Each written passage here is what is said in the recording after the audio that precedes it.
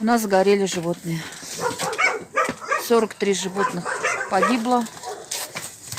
Погибли кошки, и находилась там одна собака. То есть Волонтерлар күз яшьләрен тыя алмый, аларның 4 аяклы дуслары ут эчендә кала. 43 песи һәм 1 эт төтен исе белән агуланып үлә.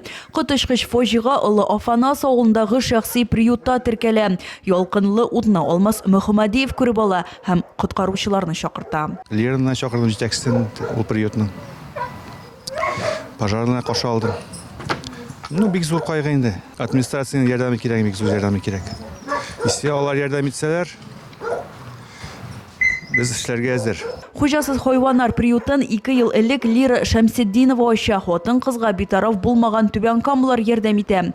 Хәзер монда 60лап песи һәм эт калган. Аларны тоту өчен мөмкинлекләр кирәк. Бүген бирегә түбән кам мэры килде. Айдар Метшин әйтүенчә, әлеге мәсьәлә бер атна эчендә бары яклап өйрәнеләчәк. Аннан соң алдагы эш планы билгеләнәчәк. Хәзер биредә җыештыру эшләре бара тиздән. Монда песиләр һәм этләр өчен махсус контейнер урнаштырачаклар дип көтелә.